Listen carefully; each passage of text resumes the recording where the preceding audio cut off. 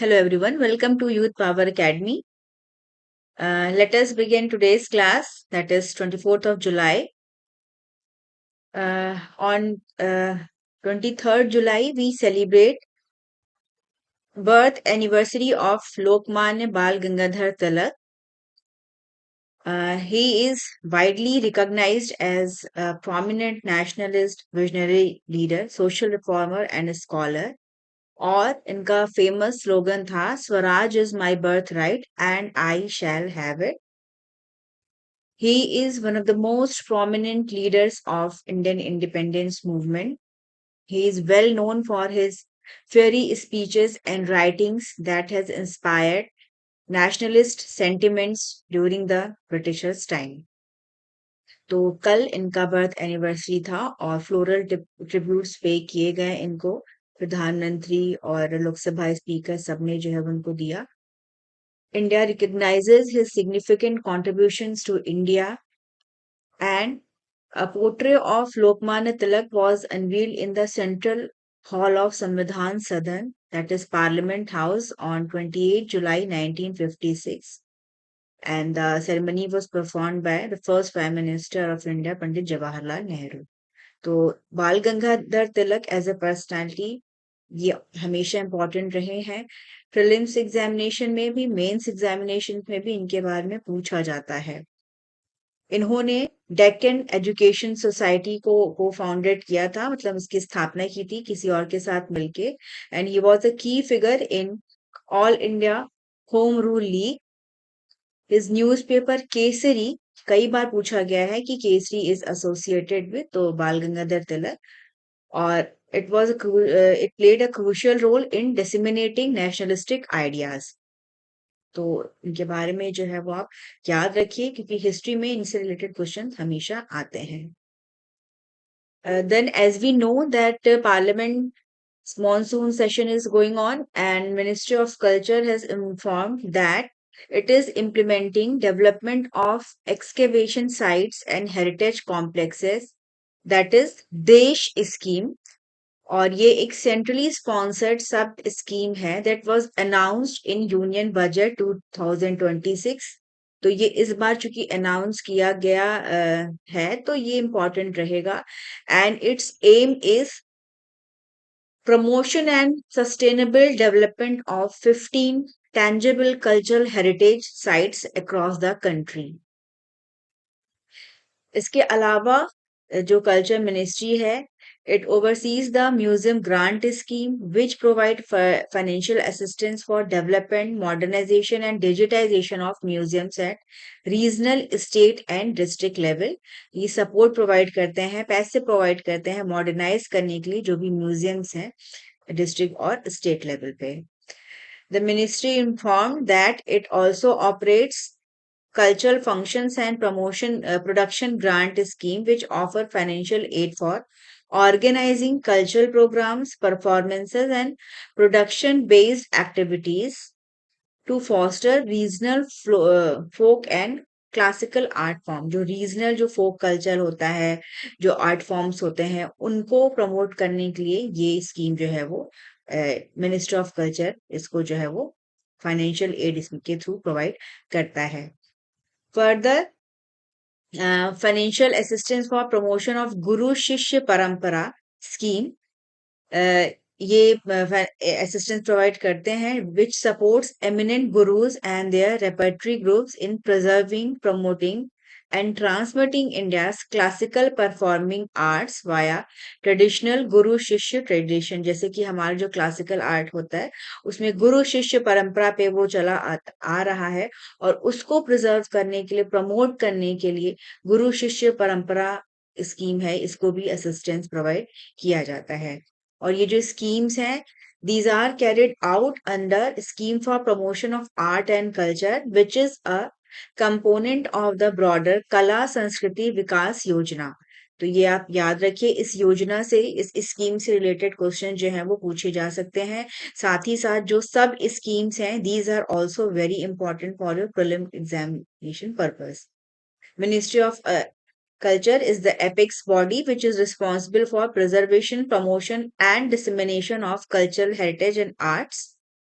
And if we talk about Kala Sanskriti Vikas Yojana, it is a significant umbrella initiative जिसको कि consider किया जाता है कि ये सारी जो कल्चरल प्रमोशन स्कीम्स हैं इनको कंसोलिडेट करता है और एफिशिएंट एलोकेशंस प्रोवाइड करता है, फाइनेंशियल असिस्टेंस प्रोवाइड करता है ताकि जो चीजें हैं वो और बेहतर से हो सकें, जो हमारे हिस्टोरिकल एसेट्स हैं उनको प्रिजर्व किया जा सके और आर्टिस्टिक जो प्रैक्टिसेस हैं उनको नर्चर किया जा सके।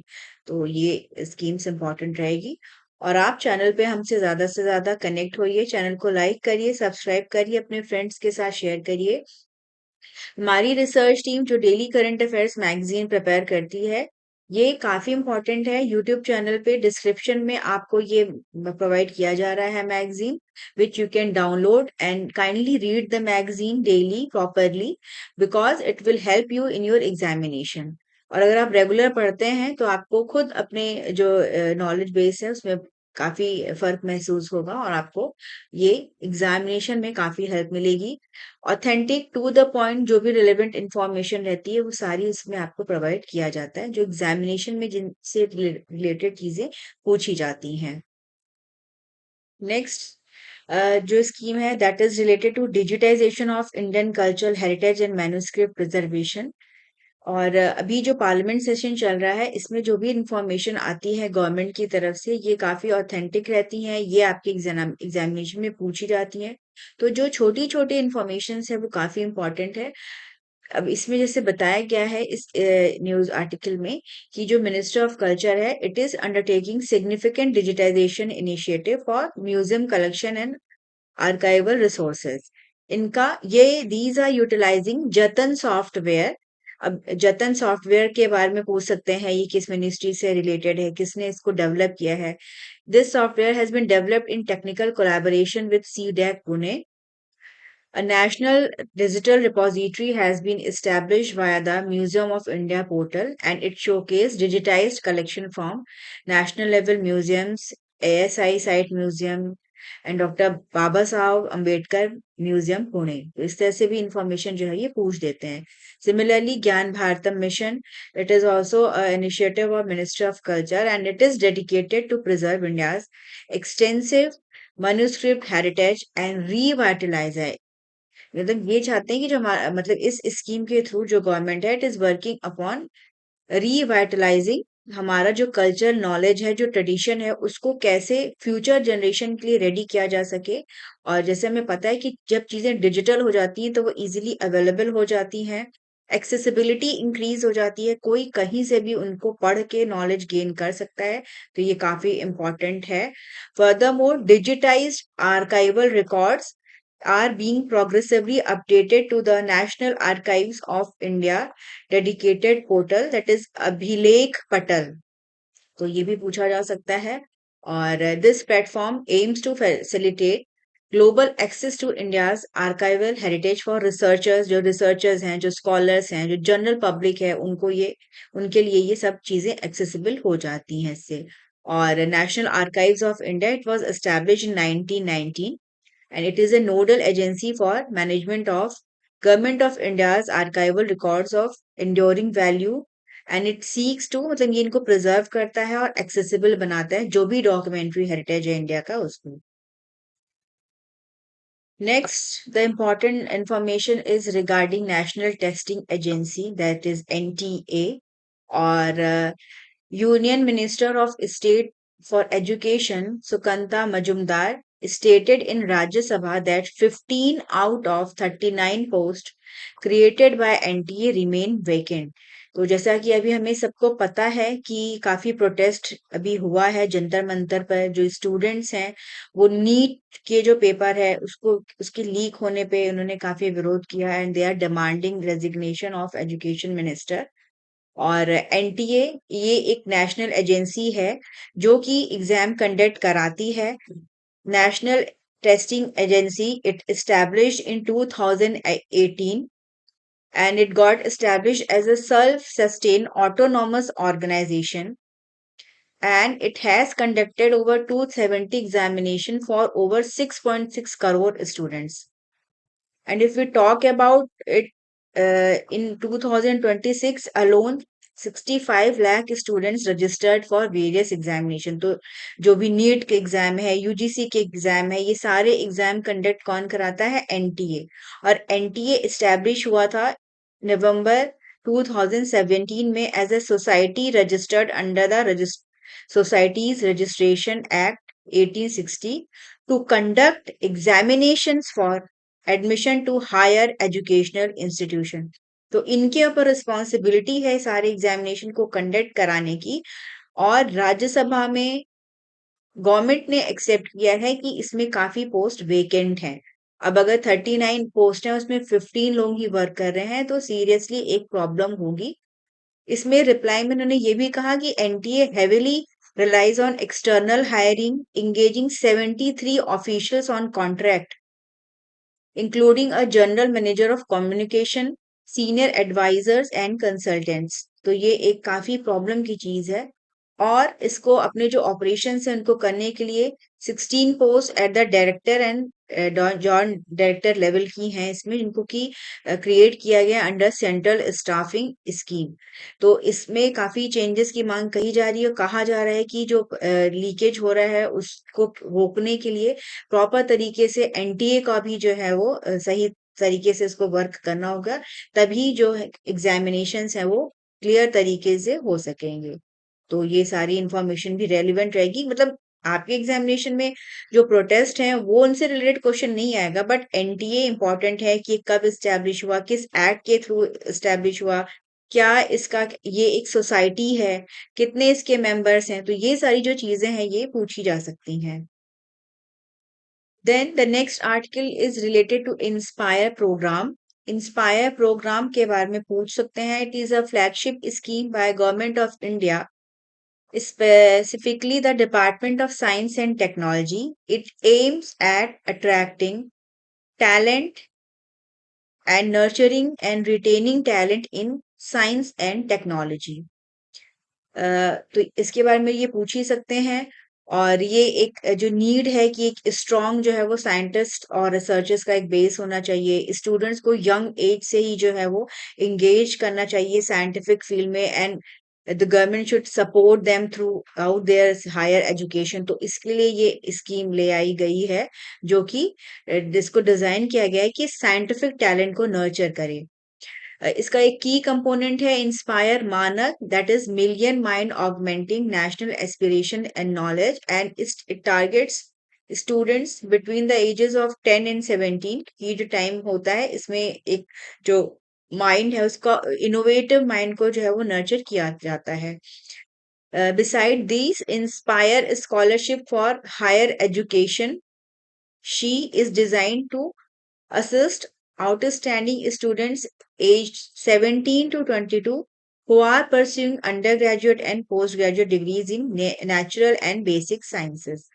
And through this program, scholarship is provided 12,000 awards annually, which each scholarship valued at 80,000 per year। तो इसके थ्रू जो है वो गवर्नमेंट स्कॉलरशिप प्रोवाइड करती है। The next article is related to National Broadcasting Day in India, and yesterday it was National Broadcasting Day. First, on July 23, 1927, from the Bombay station under the Indian Broadcasting Company, first radio broadcast happened, and this foundational event marked the beginning of broadcasting in country, and it laid the groundwork for its future development. Following this, on July 8, 1936, Indian State Broadcasting Service was officially transformed into All India Radio, and it establishes a more formalized and national broadcasting entity। और broadcasting की बात करें तो ये काफी important role play करता है in India's development, educational outreach and cultural preservation. During the Indian freedom struggle, radio emerged as a powerful medium for disseminating information and fostering national unity। जो diverse population थी उसको radio ने एक तरह से काफी जोड़ने का काम किया था। और post independence also it is very crucial and instrumental in promoting liberty, raising health awareness and other crucial information and knowledge across the vast rural areas of the country. Uh, Further, the national broadcaster adopted the name Akashvani in 1956, and a term that has since become synonymous with public radio in India. तो India में जो public radio है उसको आकाशवाणी कहा जाता है तभी से, तो इम्पोर्टेंट रहेगा। और 1927 में इसका इंसेप्शन हुआ, तो ये भी पूछ सकते हैं कि रेडियो कब इंडिया में आया, कि इस तरह से क्वेश्चंस आते हैं, फिल्म्स वगैरह में अक्सर पूछे जाते हैं। और Akashvani all India radio is a division of Prasar Bharati, India's public service broadcaster. और AIR is the one of the largest radio network in the world in terms of number of languages broadcast and spectrum of socio-economic and cultural diversity it caters to. तो ये काफी important role play करता है in disseminating news, current affairs, discussions, drama, all these things. तो ये important रहेगा। Broadcasting day भी पूछा जा सकता है, रेडियो कब आया ये भी पूछा जा सकता है। Next important article is related to defense and security. DRDO successfully flight tests long range surface to air missile Kush, and the test happened on July 23, 2026 from APJ Abdul Kalam Island, which is located off the coast of Odisha, and it is a significant milestone in India's indigenous defense capabilities. एक ये जो इस test था, इसमें एक electronic simulating high speed high altitude aerial threat था, पहले इसको भेजा गया। फिर जो कुछ मिसाइल सिस्टम है इसने इसको सक्सेसफुली इंटरसेप्ट किया। और ये this Kusha missile system it is design to neutralise diverse range of aerial threat. मतलब अगर कोई थ्रेट आता है, एडवांस फाइटर जेट्स, मिसाइल्स जो यूएवीज हैं, तो उनको ये डिस्ट्रॉय कर देगा। और it operate within a broad range and altitude envelope. और this capacity is possessed by only a few nations globally and it is very important। तो इंडिया ने सक्सेसफुली ये जो सिस्टम है इसको जो है वो डेवलप किया है, and it will reduce India's reliance on imported defence technologies and it will substantially bolster the national air defence infrastructure. तो ये काफी इंपॉर्टेंट रहेगा। कुछ मिसाइल सिस्टम क्या है, इससे रिलेटेड चीजें भी आ सकती हैं। डीआरडीओ तो इम्पोर्टेंट रहेगा ही, इट वॉज एस्टैब्लिश इन 1958 और ये क्रूशल रोल प्ले करता है in making India self-reliant in critical defense technologies and it contributes to national security। और कुछ long range surface to air missile system है। तो इस तरह से चीजें इसमें पूछी जाती हैं। तो आप ज्यादा से ज्यादा हमसे चैनल पे जुड़िए, चैनल को लाइक करिए, सब्सक्राइब करिए, ताकि आपको रेलेवेंट इंफॉर्मेशन जो आपके एग्जामिनेशन में पूछी जाएंगी और जो इम्पोर्टेंट है वो आपको प्रोवाइड किया जा सके। और आप मैगजीन्स को पढ़ेंगे तो आपका कॉन्फिडेंस काफी इंक्रीज होगा।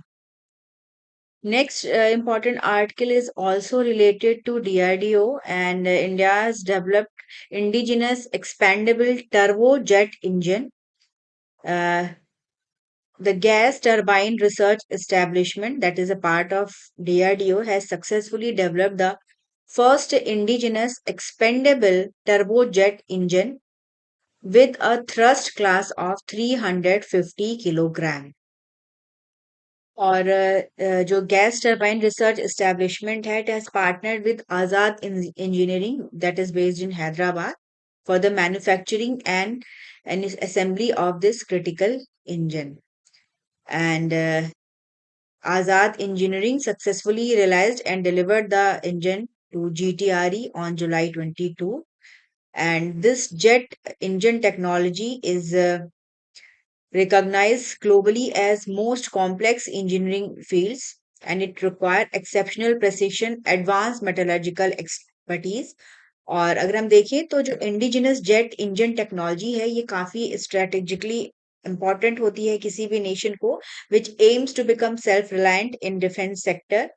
और these jet engines are the core of modern military and civilian aviation and it empowers the fighter jets and aircrafts, missiles. So this is very important। और जो कॉम्प्लेक्सिटी है वो आती है, जो इंजन होता है उसमें काफी हाई टेम्परेचर होता है, इंपेंस प्रेशर होता है, रोटेशनल स्पीड काफी होती है।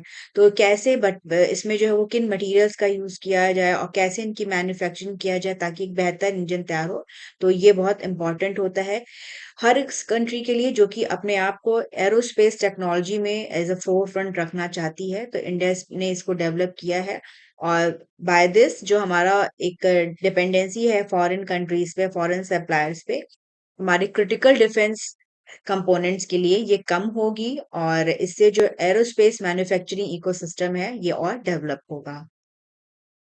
Next article is related to manufacturing clusters in Tamil Nadu. Central government has sanctioned two new electronics manufacturing clusters and they are going to establish in Tamil Nadu.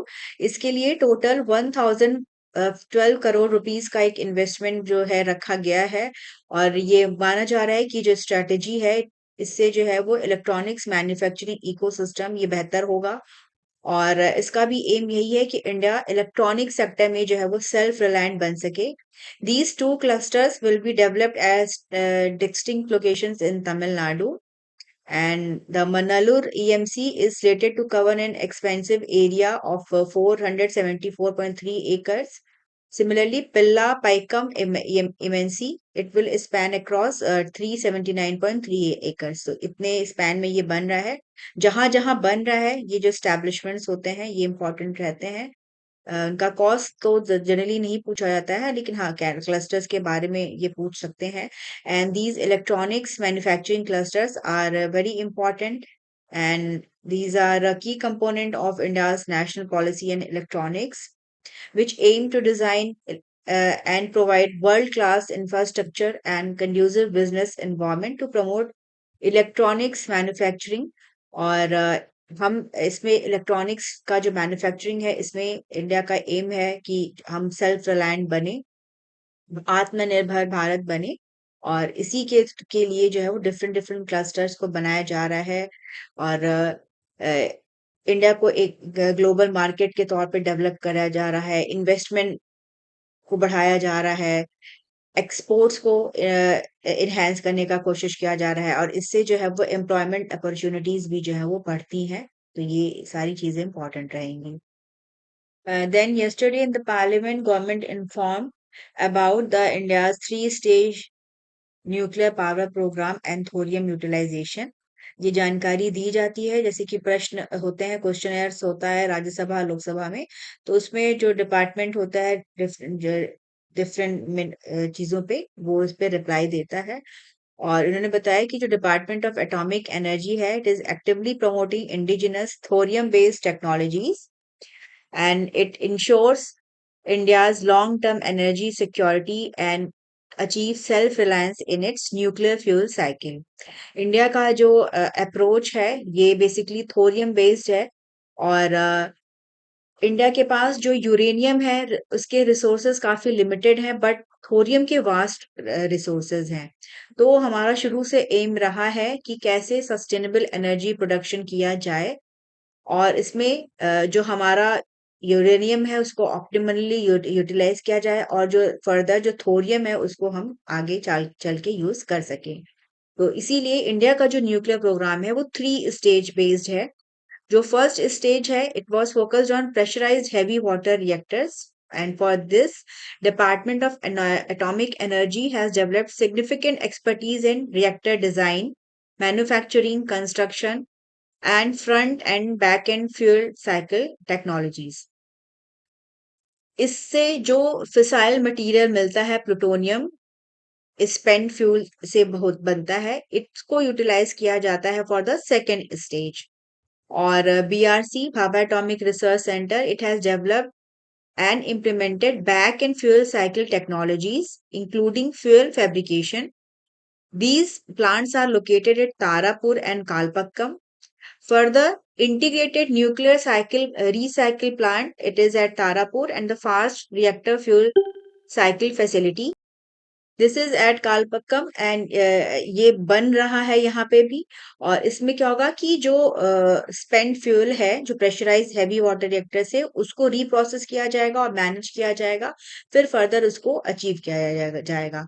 और हमारा जो ये आपका पीएफबीआर या pressurised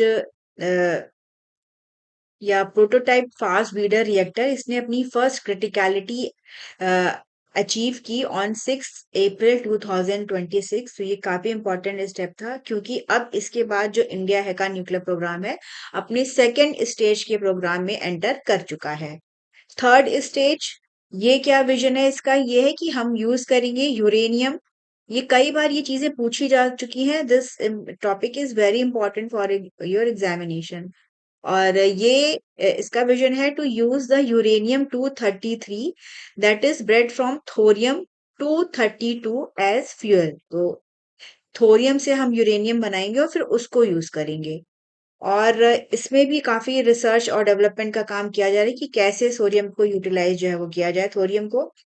Thorium oxide pellets have been used in the initial course of operating pressurized heavy water reactors, and thoria-based fuels have been irradiated in bark research reactors. और जो ये processed irradiated थोरिया pins होते हैं, ये uranium 233 बनाते हैं और इनको फ्यूल की तरह यूज अभी किया जा रहा है। इनको माना जा रहा है कि इनको यूज किया जाएगा। कालपक का मिनी रिएक्टर बन रहा है Kamini at Indira Gandhi centre for atomic research. तो एक लॉन्ग टर्म यूटिलाइजेशन पे हमारा ये प्रोग्राम बेस्ड है कि कैसे जो अपने रिसोर्सेज हैं इनको यूटिलाइज किया जाए, क्योंकि ये काफी एक क्रिटिकल होता है। जो न्यूक्लियर रिएक्टर्स होते हैं इनका जो पूरा वर्क है, और इसमें हम काफी लंबे टाइम से काम कर रहे हैं। ये जो 3 स्टेज न्यूक्लियर पावर प्रोग्राम है, इसको इसका जो कॉन्सेप्ट है इसको डॉक्टर होमी जहांगीर भाभा इन्होंने 1950 में बनाया था। और ये जो कंट्री है, चूंकि इसमें मोनाजाइट सैंड काफी है हमारी कंट्री में, हम इंडिया में मतलब वर्ल्ड के लार्जेस्ट रिजर्व्स हैं। ये थोरियम में काफी रिच होते हैं और इनका एक पोटेंशियल होता है कि इससे लॉन्ग टर्म हमारी जो एनर्जी नीड है उसको हम फुलफिल कर सकते हैं। तो इसी के लिए ये 3 स्टेजेस बेस्ड प्रोग्राम बनाया गया और स्टार्ट हुआ, और तब से इस पे हम पूरा वर्क कर रहे हैं कि आगे आने वाले टाइम में अब जो थर्ड स्टेज है, ये एक क्लोज्ड साइकिल सिस्टम है जहाँ पे यूरेनियम 233 ये बनेगा थोरियम से एज अ प्राइमरी फ्यूल, और इसी को जो है वो एडवांस रिएक्टर्स में जो है वो यूज किया जाएगा। तो काफी सारे जो कंस्ट्रेंट्स हैं उसको हमने ओवरकम कर लिया है, हम अपना सेकेंड स्टेज पे आ गए हैं। और अब जब ये पूरा तरह से बन जाएंगी चीजें, तो हमको यूरेनियम के लिए बाकी अदर कंट्रीज पे डिपेंडेंट नहीं होना होगा, और हमारी जो एनर्जी सिक्योरिटी है वो सही हो जाएगी। Then there was an article related to National Clean Air Program and Urban Air Quality Improvements.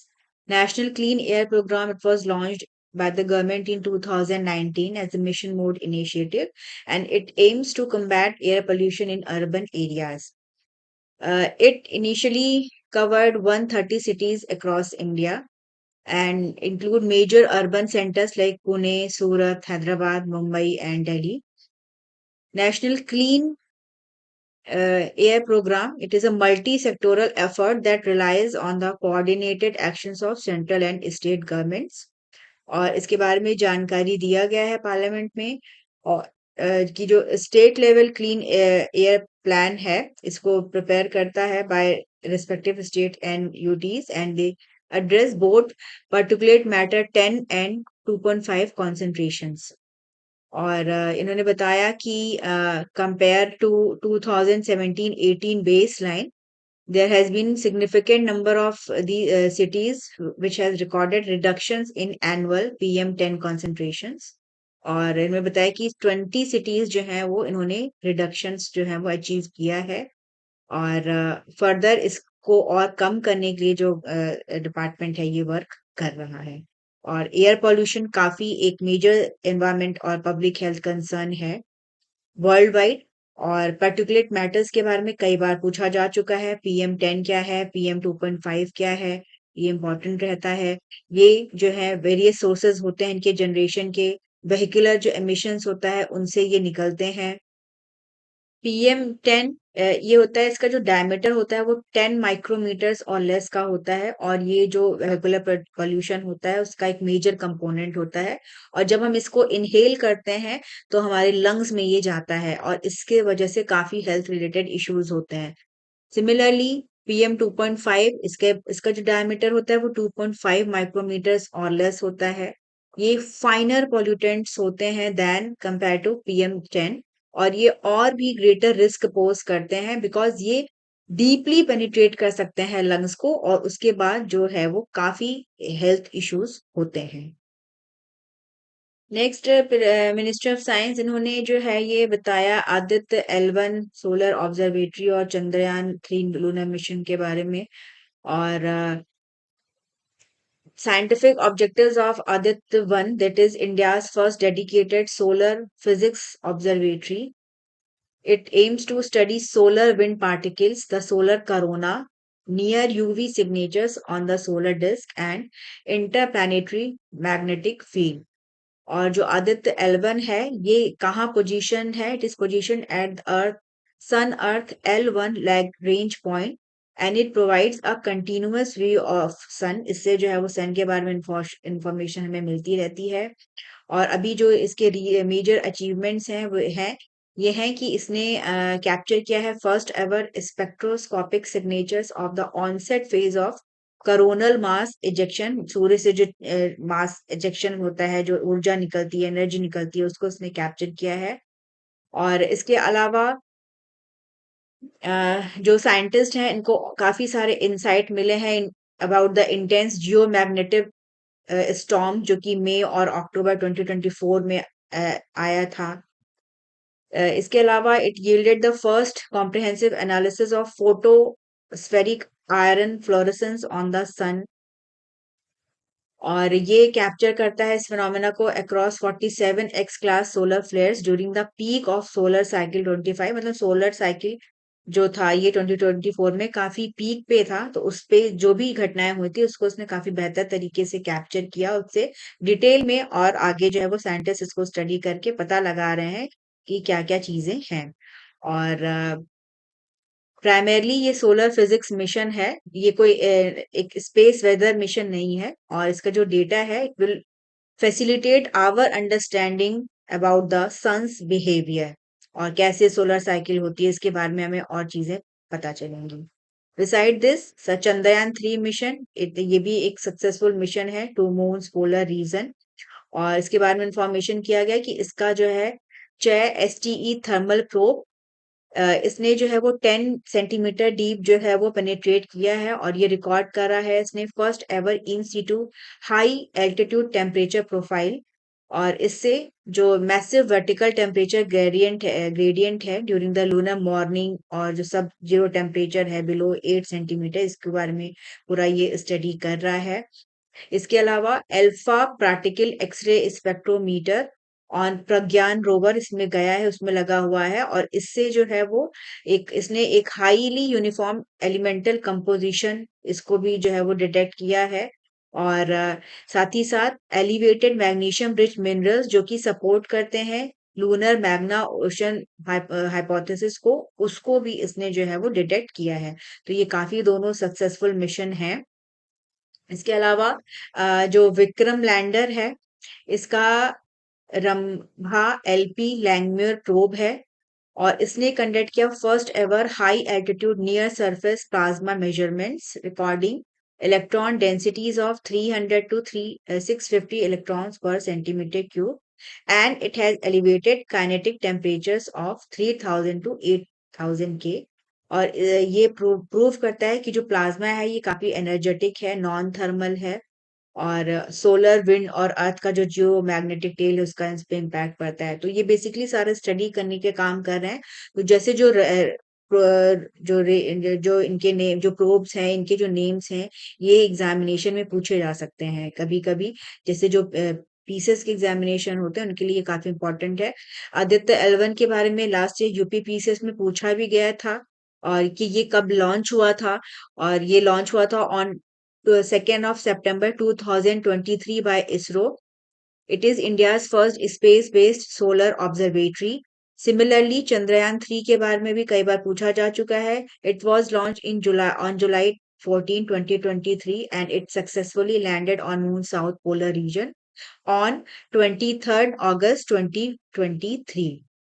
और जो मिशन का जो लैंडिंग साइट था उसको शिव शक्ति पॉइंट जो है वो कहा गया। और ये साउथ पोल के एक्टिन बेसिन पे है। और ये one of the largest known impact craters है हमारे सोलर सिस्टम का। तो ये जो भी इंफॉर्मेशन है आज की, ये सारी आपके लिए काफी इंपॉर्टेंट रहेंगी, तो इनको आप डिटेल में अच्छे से पढ़िएगा और लर्न करिएगा, ताकि एग्जामिनेशन में आपके क्वेश्चंस गलत ना हो। देन 23rd कॉमनवेल्थ गेम्स 2026 ये स्टार्ट हो गए ग्लासगो स्कॉटलैंड में कल। और it is a 10 day event 2026 में ये। इसमें teams from 7 nations are set to participate. India की तरफ से 125 मेंबर कंटिजेंट गया है। और कॉमनवेल्थ गेम्स की बात करें तो 2030 के कॉमनवेल्थ गेम्स जो है वो इंडिया में होंगे। कॉमनवेल्थ गेम्स को फ्रेंडली गेम्स भी कहा जाता है, जो कि हर 4 ईयर पे होते हैं। और इसमें जो एथलीट्स हैं from the Commonwealth of Nations ये पार्टिसिपेट करते हैं। और इनॉग्रेशन डे पे ही इंडिया की लवलीना बोरगोहेन इन्होंने ब्रॉन्ज मेडल सिक्योर गारंटी कर दिया है ग्लासगो कॉमनवेल्थ गेम्स में। सेमीफाइनल्स में ये पहुंच गई है, डायरेक्ट एंट्री उनकी हुई है वुमेन 75 किलोग्राम बॉक्सिंग इवेंट में। तो ये है आज का सारा करंट अफेयर्स। और आप चैनल पे हमसे से ज्यादा जुड़िए और चैनल को लाइक करिए, सब्सक्राइब करिए। Then we will meet in our next class.